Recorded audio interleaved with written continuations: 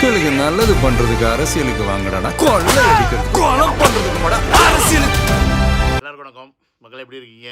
வர என்னப்பா வீடியோலாம் டயத்துக்கு போட மாட்டேங்கிற, லேட்டாக ரிலீஸ் பண்ணுற அப்படின்னு நீங்கள் கேட்டிங்கன்னா, சாரி மக்களே, கொஞ்சம் வேலை, அதனால் என்ன பண்ணுறது, கொஞ்சம் லேட் ஆகிடுது. டயத்துக்கு கண்டென்ட்டை கொடுக்க முடியல. ஏன்னா கண்டென்ட்டை நான் கொடுக்கணுமான்னு ஒரு கேள்வியே வந்துருதுங்க. ஏன்னா நீங்களே எல்லாத்தையும் பார்த்துக்கிட்டு நீங்களே கமெண்ட்டை போட்டுட்ருக்கீங்க. வாட்ஸ்அப் குரூப்பில் பார்த்தா நானே கண்டென்ட் தெரிஞ்சுக்க வேண்டியதாக இருக்குது. அவ்வளோ போடுறீங்க. இருந்தாலும் சட்டசபையில் கொஞ்சம் நம்ம உதவாபதி இப்போ கொஞ்சம் ஓவராக தான் பேசிட்டாப்புலையோ, ஓவராக பேசியிருக்காப்புல. இந்த குதிரை பேரம் அப்படின்ற ஒரு விஷயத்தை பற்றியும், திருமாவளவன் வீட்டுக்கு சோப்பா போச்சு பார்த்தீங்களா, அதை பற்றி சார் ஏதோ வாய விட்டார் போல இருக்கு. நம்ம தளபதி அப்படியே சட்டசபையில் சைலண்ட்டாக இருந்துட்டு அப்புறமா வச்சு செஞ்சு விட்ருக்காப்புல. அந்த செய்ததுக்கு அப்புறமா திருப்பி இவர் ஒரு அறிக்கை விடுறாரு, மாற்றி சரி வாங்க என்ன தான் நடக்குது, என்ன யார் எதுக்கு அந்த சோஃபா போச்சு, யார் அனுப்பிச்சது, இந்த குதிரை பேரனா என்ன அப்படின்ற விஷயத்தெல்லாம் பேசலாம். பட் அது மட்டும் இல்லாமல் விஜய் அவர்களுடைய சாதனைகளை இன்றைக்கி உலகம் ஃபுல்லாக பேசிக்கிட்டு இருக்காங்க. அதாவது நம்ம தான் சவுத் இந்தியன்ஸ் சொல்கிறது, ஆமாம், கேரளாலையும் சரி தமிழ்நாட்டிலையும் சரி எல்லாருமே டிவி முன்னாடி உட்காந்துருந்தாலும் எல்லாருமே இன்றைக்கி விஜய் அவர்களை பற்றி தான் பேசுகிறாங்க. எந்த இந்திக்காரனோட ஒரு இன்ஸ்டாகிராம் எடுத்து பார்த்தாலும் சரி விஜய் பற்றி தான் பேசுகிறாங்க. சரி, விஜய் சொல்லக்கூட தலைவர் பற்றி தான் பேசுகிறாங்க, சிஎம் பற்றி தான் பேசுகிறாங்க. சாரி கைஸ், நம்ம அண்ணன் டக்குன்னு வந்துச்சு, ஒன்றும் சொல்ல முடியாது, தலைவரே மன்னிச்சுக்குங்க. ஸோ அது மட்டும் இல்லாமல் உங்களுக்கு குதிரை பேரத்தை பற்றி ஆரம்பித்து விட்டது யாருன்னு பார்த்தீங்கன்னா, நம்ம பிரேமலதா அக்கா தான். பிரேமலதா அக்கா அங்கே இருக்கும்போதும் அந்த கட்சிக்கு ஆப்பாக இருந்தாங்க. இங்கே நம்மக்கிட்ட பேசி அவங்களுக்கு தான் ஆப் வாங்கி கொடுக்குறாங்க. என்னன்னு பார்க்குறீங்களா? அதெல்லாம் இந்த வீடியோ பார்த்து முடியுமோ உங்களுக்கு தெரியும். வாங்க வீடியோக்குள்ள போகலாம். அதாவது திமுக கிட்டே இருக்கக்கூடிய ஒரு கெட்ட பழக்கம் என்னன்னு பார்த்தீங்கன்னா, அவங்க தோத்தோன்னு ஒத்துக்க மாட்டாங்க. நாங்கள் தோத்தாங்கன்னு ஒத்துக்க மாட்டாங்க. அவங்க தோத்தாலும் இன்னொருத்தர் யார் எதிர்த்தாப்புல ஜெயிச்சிருக்காங்களோ அவங்க ஜெயிக்கிறதுக்கு காரணமே இவங்க தான் அப்படின்னு சொல்லுவாங்க. இவங்க ஜெயித்தாலும் நாங்கள் தான் எங்களுடைய தனித்திறமையில் ஜெயிச்சுன்னு சொல்லுவாங்க. எப்படின்னு கேட்குறீங்களா? இப்போ ரீசெண்டாக சட்டசபையில் என்ன பேசினான்னு பார்த்துருப்பீங்க. உதவாநிதி அவர்கள் என்ன பேசியிருக்காரு, நீங்கள் மெஜாரிட்டியான மக்களால் நிராகரிக்கப்பட்டிருக்கீங்க, 67% மக்கள் உங்களை நிராகரிச்சிட்டாங்க, 37% தாங்க உங்களுக்கு ஓட்டு போட்டிருக்காங்க அப்படின்னு சொல்லிட்டு இந்த வாக்கு சதவீதத்தின் அடிப்படையில் பேசுனது எல்லாருக்குமே தெரியும். அது அவருக்கே அங்கே வைரலாக பேக் ஃபேர் ஆகிடுச்சு. ஏன்னு கேட்டிங்கன்னா, எல்லோரும் வச்சு செஞ்சுட்டு இருக்காங்க. ஏன் உனக்கு கொஞ்சமாவது கணக்கு வழக்கு தெரியுமா தெரியாதா? தனியாக ஒருத்தர் 108 இடத்த ஜெயிக்கிறதும் நீங்கள் 40 கூட்டணி ஒன்றா இருந்துக்கிட்டு நீங்கள் 67% ஓட்டு வாங்குறதும் ஒன்றா அப்படின்னு சொல்லி நாக்க பிடிங்கிற மாதிரி கேள்வி கேட்குறாங்க. எல்லோரும் இன்னொன்று என்ன சொல்கிறாங்கன்னா, உதவா ப்ரோ, உங்களுக்கு சட்டசபையில் தூங்குறது தான் வேலை, அதை டீசெண்டாக செஞ்சுட்டு போகிறத விட்டு எதுக்கு தேவையில்லாமல் வாயை கொடுத்து வாங்கி கட்டிக்கிறீன்னு சொல்லிட்டு அவர் எல்லோரும் கழுவி ஊற்றிட்டு இருக்காங்க. ஸோ அது மட்டும் இல்லாமல் இந்த கட்சிகள் எல்லாம், ஏதாவது இந்த இடதுசாரிகள், விடுதலை சிறுத்தை, காங்கிரஸ், இவங்க எல்லாமே பார்த்திங்கன்னா திமுக நமக்கு போட்ட பிச்சையாம். என்னது, நமக்கு போட்ட பிச்சை அப்படின்றதுனால தான் இன்றைக்கி நம்ம ஆட்சியில் உட்காந்துருக்கோம் அப்படின்ற ஒரு விஷயத்தை பதிவு பண்ணுறாப்புல.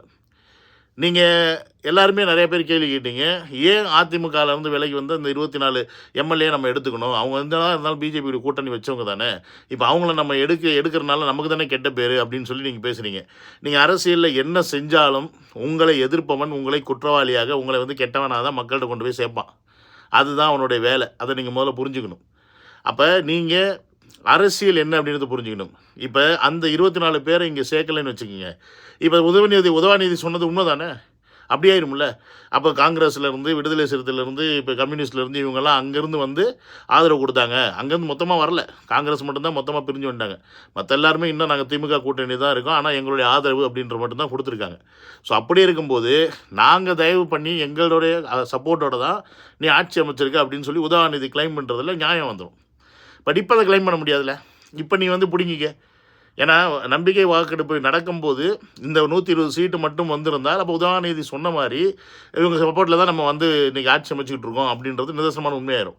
ஆனால் அதற்கு முன்னாடியே அதிமுகவிலிருந்து இபிஎஸ் அவர்களுடைய செயல் பிடிக்காமல் அங்கேருந்து 24 பேர் வெளியில் நமக்கு நம்பிக்கை வாக்கெடுப்பில் ஓட்டு போட்டிருக்காங்க அப்படின்னும் போது, இது உதவாநிதி அந்த சொன்னாங்களே, அந்த ஒருவேளை விடுதலை சிறுத்தைகளோ இல்லை கம்யூனிஸ்டோ இவங்களோ யாருமே இல்லைன்னா கூட தமிழக வெற்றி கழகம் மிகப்பெரிய மெஜாரிட்டியில் அங்கே வெற்றி பெற்றிருக்கும் அப்படின்ற ஒரு விஷயத்தை நம்ம புரிஞ்சுக்கணும். சரி, இவ்வளோ பேசுகிறீங்கள, இவ்வளோ பேசுகிற திமுக அன்றைக்கி ஏன் வெளிநடப்பு பண்ணணும்? நீங்கள் என்ன பண்ணியிருக்கணும், உன்னுடைய ஓட்டை போட்டிருக்கணும்ல, எதிர்ப்பை நீங்கள் காமிச்சிருக்கணும்ல. விஜய் அவர்களுக்கு எத்தனை எதிர்ப்பு ஓட்டு வருதுன்னு நீ காமிச்சிருக்கணும்ல. ஒரு சில பேர் நடுநிலைன்னு சொல்லிட்டாங்க. இவங்கெல்லாம் வெளிநடப்பு கிளம்பி பண்ணிட்டாங்க. இதுக்கு என்ன அர்த்தம் தெரியுமா? ஏன் வெளிநடப்பு பண்ணுறாங்க தெரியுமா? நாங்கள் உங்களை எதிர்க்கலை, உங்களுக்கு சப்போர்ட் பண்ணுறோம். அதாவது மக்களுக்கு மண்டையில் எப்படி புகுத்துறாங்க, நாங்கள் சப்போர்ட் பண்ணிட்டு தான் இருப்போம், ஆனால் நீங்கள் கெட்டது செஞ்சால் நாங்கள் எதிர்ப்போம் அப்படின்ற மாதிரி, கேள்வி கேட்போம் அப்படின்ற மாதிரி ஒரு விஷயத்தை மக்கள் மனசில் புகுத்துற வேலை தான் இந்த வெளிநடப்பு செய்கிறது. இதே எதிர்த்து ஓட்டு போட்டாங்கன்னா, இப்போ விஜய் அவர்கள் வர்றது பிடிக்கல அப்படின்றனால தான் எதிர்த்து ஓட்டு போட்டாங்க அப்படின்ற மாதிரி வந்துடும். உண்மையாலுமே விஜய் அவர்கள் வராமல் இருக்கிறதுக்கு தான் இவங்க அதிமுக கிட்ட பேசுனது, 2 பேரும் சேர்ந்து சிஎம் கூட்டணி வச்சு சிஎம் ஆகிக்கலாம்னு சொன்னது, திருமாவளவன் ஆக்குறேன்னு சொல்லுது, இது எல்லாமே தெரியும். இந்த இடையில இப்போ குதிரை பேரம் பண்ணி தான் விஜய் அவர்கள் திருமாவளவன் போன்றவர்களை நம்ம கட்சியில் சேர்த்துக்கிட்டாரு அப்படின்னு சொல்லி வீணாக வாயை கொடுத்து வாங்கி கட்டிக்கிட்டாப்புல உதயநிதி. ஏன்னு கேட்டிங்கன்னா, திருமாவளவன் வீட்டுக்கு சோஃபா செட்டு கொஞ்சம் போச்சு, அது கொஞ்சம் பாருங்கள். எங்கள் ஆஃபீஸுக்கு சோஃபா வந்தது ஏற்கனவே ஆர்டர் பண்ணியிருந்தது. நீங்கள் கேமரா உள்ளே வந்துட்டீங்க அந்த நேரத்தில், அதனால் அது ரெண்டும் கோஇன்சிடென்ஸ் ஆச்சு. ஆக்சுவலி இந்த சோஃபா செட்டு போகிற அன்றைக்கி தான் விஜய் அவர்கள் திருமாவளவன் வீட்டுக்கு போயிட்டு வீட்டுக்கோ இல்லை ஆஃபீஸுக்கோ போயிட்டு பார்க்குற மாதிரி இருக்குது. அன்றைக்கி விஜய் வரப்போறாருன்னு சொல்லிட்டு பயங்கரமான கூட்டம் அந்த இடத்துல இருக்குது. அப்போ சோஃபா இறங்குறது எல்லா மீடியா சேனலும் எடுத்து போடுறாங்க. விஜய் அவர்கள் வரனால புதிய சோஃபா இறங்குதுன்னு. ஆனால் அன்றைக்கி விஜய் அவர்களை திருமாவளவன் அவர் சந்திக்கலை. நீங்கள் நாளைக்கு மீட் பண்ணுவோம், நாங்கள் லெட்டர் கொடுத்ததுக்கப்புறம் மீட் பண்ணிக்கலாம் அப்படின்னு சொல்லி தள்ளி வச்சிட்டார். இப்போ இங்கே என்ன இருக்குது, ஒரு கேள்வி வருது. விஜய் அவர்கள் மீட் பண்ண வரேன்னு சொல்லி சொன்னார், ஆனால் ஏன் திருமாவளவன் வேண்டாம்னு சொல்லணும்? இன்கேஸ் விஜய் அவர்கள்கிட்ட இருந்து பெட்டி போயிருந்தால், தமிழக வெட்டிகளுக்கு இருந்து அந்த சோஃபாவில் பெட்டியாக பணம் போயிருந்தால் வாங்கன்னு தானே கூப்பிட்ருக்கணும். ஏன் கூப்பிடல? ஏன்னா பெட்டி அங்கேருந்து போச்சா இல்லையான்னு உதாரணத்துக்கு தான் தெரியும். 3 சோஃபா போயிருக்குமா, 3 சோஃபாவில் எத்தனை சோஃபாக்குள்ளே எவ்வளோ வச்சு அனுப்புனாங்கன்னு நமக்கு தெரியாது. ஆனால் பணத்தை வாங்கிக்கிட்டு கொஞ்சம் மனசையும் விட்டுட்டாப்புல, நம்மளை முதல்வர் ஆக்குறேன்னு சொல்கிறாங்கன்னு கொஞ்சம் தடு மாறிட்டாப்புல. திரும்ப ஆசை வந்துருச்சு. ஆசை எல்லாருக்கும் இருக்கிறது தானே, சிஎம்மா இருந்துடலாமா அப்படின்னு ஆசை வந்துருச்சு. ஆனால் தன்னுடைய தகுதி என்ன அப்படின்றது தெரிஞ்சு, தகுதின்னு சொன்னது நான் அவருடைய கம்யூனிட்டி பேஸ் பண்ணி சொல்லலை, அவர் வாங்கியிருக்க சீட்டு 2 இடத்துல தான் ஜெயிச்சிருக்காரு. அப்போ 2 இடத்துல ஜெயிச்ச நாம் ஒரு முதல்வர் ஆகலாமா? அப்போ இது மக்களுக்கு எதிராக போயிடும் அப்படின்றத புரிஞ்சுக்கிட்டாரு. மற்றபடி கம்யூனிஸ்ட்லேருந்து எல்லோரும் சொல்லி புரிய வச்சுட்டாங்க. ஸோ இதுக்கு மேலே இந்த இடத்துல நம்ம இருந்தோம்னா நம்ம அசிங்கப்பட்டு கேவலப்பட்டு போயிடும்னு சொல்லிட்டு இந்த பக்கம் ஆதரவு தரேன்னு சொல்லிட்டு லெட்டர் கொடுத்துட்டாங்க. நீங்கள் மார்க் மை வேர்ட், இன்னும் கொஞ்ச நாள் கழித்து திருமாவளவன்லேருந்து, கம்யூனிஸ்ட்லேருந்து, இந்தியன் முஸ்லீம் லீக்லேருந்து எல்லாருமே திமுக விட்டு விலகி நாங்கள் இங்கே ஆட்சிக்கு தமிழக வெற்றி கழகத்தில் இணைகிறோம்னு சொல்லிட்டு சீக்கிரமாக சொல்லுவாங்க. அதுக்கு ஒரு காலம் தாமதம், ஒரு 6-7 மாதம் 8 மாதம் தலைவர் முதலமைச்சர் அவர்களுடைய செயல்கள்லாம் பார்த்துட்டு என்ன மாதிரியான நலத்திட்டங்கள்லாம் தமிழ்நாட்டில் இம்ப்ளிமெண்ட் பண்ணியிருக்காரு, அவர் கொடுத்த வாக்குகளில் எத்தனை வாக்குகளை நிறைவேற்றிருக்காரு, அதனால் தமிழ்நாடு எந்த அளவுக்கு மாற்றம் அடைஞ்சிருக்கு அப்படின்ற அந்த விஷயத்தெல்லாம் அனலைஸ் பண்ணிவிட்டு கண்டிப்பாக இதுக்கு மேலே திமுக இங்கே வேலையே இல்லைடான்ற ஒரு காலகட்டத்தில் புரிய வரும். அந்த புரிய வர நேரத்தில் உதயநிதியை தூக்கி உன் உதவி எனக்கு தேவையில்லை நீ போயான்னு சொல்லி இங்கே கண்டிப்பாக சேர்ந்துருவாங்க. அதில் மாற்றுக்கிறதே கிடையாது. ஏன்னா அவங்களுக்கு நல்லா தெரியும், இனிமே தமிழ்நாட்டு அரசியலில் விஜய் அவர்கள் அப்படின்ற ஒரு நபர் இல்லாமல் அரசியல் கிடையாது. இந்த நேரத்தில் நீ அரசியல் கட்சியை உடைச்சி ஆட்சியே போனாலும் திரும்பியும் அவர் தான் முதலமைச்சர் ஆக போகிறார் அப்படின்றதுக்கான எல்லா சமிஞ்சைகளுமே இந்த ஒரே வாரத்தில் அவங்க புரிஞ்சுக்கிட்டாங்க.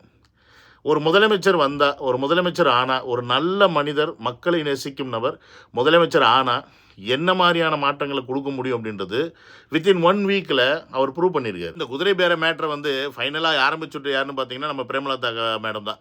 அவங்க தான் ஆரம்பிச்சு விட்டாங்க, நீங்கள் குதிரை பேரம் செஞ்சனால நான் உங்களுக்கு ஓட்டு போட மாட்டேன்னு. நான் ஒரே ஒரு கேள்வி கேட்குறேன் அவங்க கிட்ட, குதிரை பேரம் தலைவர் அவர்கள் செஞ்சார் அப்படின்னு நீங்கள் சொல்கிறீங்களே, அதுக்கு உங்ககிட்ட ஆதாரம் இருக்கா, உங்ககிட்ட ப்ரூஃப் இருக்கா? ஆனால் நீங்கள் முதல்ல அதிமுகவில் போய் சேர்றதா இருந்துச்சு, சேரலை. ஏன்? நீங்கள் கேட்டது உங்கள் தம்பிக்கு எம்பி பதவியும், அதுக்கப்புறமா 10 சீட்டு 15 சீட்டுன்னு கேட்டுட்டு டிமாண்ட் பண்ணிவிட்டு அதுக்கப்புறமா பொட்டி வேறு கேட்டிங்க 300 கோடி, கிடைக்கல. இங்கே போய் பேசுகிறீங்க எங்கே டிஎம்கேல, அதெல்லாம் அங்கே கிடைச்சோன்னு என்ன பண்ணுறீங்க, அங்கே போய் சேர்ந்துடுறீங்க. அப்போ குதிரை பேரம் இதுதான் மேடம், நீங்கள் பண்ணதான் குதிரை பேரம், அங்கே அவர் பண்ணலை. இங்கே தமிழக வெற்றி கழகம் இங்கே யாரையும் எந்த குதிரை பேரம் கொடுத்து செய்யலை, வாங்கலை. நீங்கள் பண்ணின தில்லாலங்கடி உண்மையாக இருக்கக்கூடிய அந்த தலைவர்களுக்கு, அந்த கட்சியில் இருக்கக்கூடிய எம்எல்ஏக்கு பிடிக்கலை, அதனால் அவங்க வெளியில் வந்தாங்க. திமுகவும் அதிமுகவும் ஒன்று சேரும்னு ஸ்டாலின் அவர்களும் இபிஎஸ் அவர்களும் முடிவு பண்ணது அவர்களுக்கு கீழே இருக்கக்கூடிய எம்எல்ஏக்கு பிடிக்கல, அதனால் வெளியில் வந்தாங்க.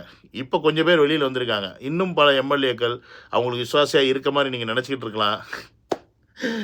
வாய்ப்பில்லை ராஜா, வாய்ப்பில்லை. கண்டிப்பாக தலைவர் முதல்வர்களுடைய அந்த பணியை அவர்கள் பார்க்கும்போது இனி வரும் காலங்களில் நாம் இது போன்ற ஒரு முதலமைச்சர் இடத்தில் பணி செய்ய வேண்டும்ன்ற ஆர்வம் அவங்களுக்கே வரும். ஏன்னா எல்லா இடங்களிலுமே நல்லது செய்ய மக்களுக்கு மக்களால் அந்தந்த தொகுதியில் இருக்கக்கூடிய எம்எல்ஏக்கு பாராட்டுகள் கிடைக்கும்போது அதே பாராட்டு நமக்கும் வேணும்னு மற்ற எம்எல்ஏக்களும் ஆசைப்படுவாங்க. ஏன்னா அவங்க எல்லாம் சம்பாரிச்சிட்டாங்க, பணம் சம்பாரிச்சிட்டாங்க. எனக்கு தெரிஞ்சு இனி கொள்ளையடிக்கிறதுக்கு வாய்ப்பு இல்லை. ஏன்னா மேலிடம் கொள்ளையடிச்சாதான் கீழிடமும் ஆசைப்படும். மேலிடமே இங்கே நான் வந்து தொடமாட்டேன் அப்படின்னு சொல்லிட்டா கீழிடம் அதற்கான வேலையை செய்யாது அப்படின்னு நான் உறுதியாக நம்புகிறேன். உங்களுக்கும் அதே நம்பிக்கை இருந்துச்சுன்னா நீங்கள் தளபதிக்கு முதல்வர் அவர்களுக்கு கண்டினியூஸாக ஆர்டர் கொடுங்க, சப்போர்ட் கொடுங்க. அங்கங்கே உங்கள் ஏரியாவில் இருக்க குறைகளை நிறைகளை இன்ஸ்டாலையும் மற்ற இடத்துலையும் போஸ்ட்டாக போடுங்க. ஸோ அது வந்து சிஎம் பார்வைக்கு போகும். சிஎம் பார்வைக்கு போனால் அதற்கான நடவடிக்கை எடுக்கப்படும் அப்படின்றதில் நான் முழுசாக நம்பிக்கையோடு இருக்கேன். நீங்களும் அதே நம்பிக்கையோடு இருங்க. எல்லாத்துக்கும் அவசரப்படாதீங்க. ஒரு காலதாமதம் ஆகும். அந்த கால நேரத்தை நம்ம கொடுத்து தான் ஆகணும், வேறு வழியே இல்லை. ஸோ அதனால் எல்லாத்துக்கும் அவசரப்படாமல் கொஞ்சம் பொறுங்க. பெரிய மாற்றம் இருக்குது, மிகப்பெரிய மாற்றம் இருக்குது அப்படின்றத சொல்லி இந்த வீடியோ முடிச்சுக்கிறேன். சிவனானது video. Love you all, take care, by.